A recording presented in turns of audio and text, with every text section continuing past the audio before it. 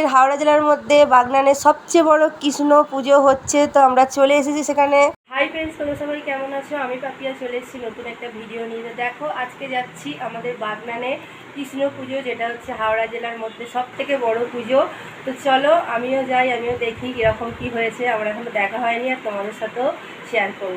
তো দেখো আমরা চলে এসেছি, এই যে লেখা আছে বাগনান জন্মাষ্টমী উৎসব, একদম গেট করেছে। তো দেখো এই যে গেট দেখা যাচ্ছে।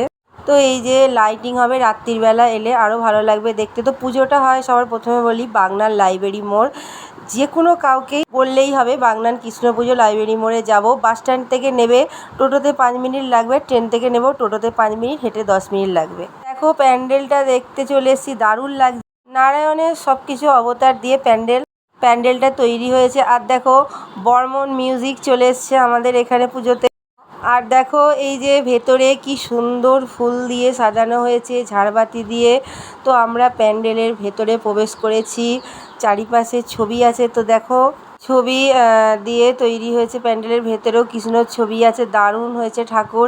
এই যে বাইরে থেকে তোমাদের দেখিয়ে দিয়েছি প্যান্ডেলটা, এখানে দুটো মিউজিক আসবে, পাওয়ার মিউজিক আর বর্মন মিউজিক। তো সেট আপ তৈরি হয়ে গেছে মিউজিকের।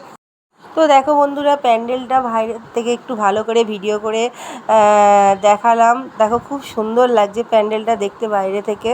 তো দেখো বন্ধুরা, সব কত মেলা এসেছে, দোকান বসেছে। তো আমরা যেহেতু জন্মাষ্টমীর দিন মানে দুপুরবেলা গেছিলাম, তো দুপুরবেলা দোকানগুলো বন্ধ, সন্ধেবেলা লাইটিং দেবে, আরও সুন্দর দেখতে লাগবে। তোমাদের আমি আরও একবার দেখাবো, ভিডিও ছাড়বো পরে এসে, কালকে বা পরশু। তো আজকে দুপুরবেলা চলে এসেছি তোমাদের দেখানোর জন্য। তো 8 দিন ধরে মেলা থাকবে, আর মানে 8 দিন পরে ঠাকুর বিসর্জন হবে। তখনও বড় শোভাযাত্রা হয় ঠাকুরের, তখন বক্সের কম্পিটিশান হয় এবং আরও অনেক কিছু হয় শোভাযাত্রায়।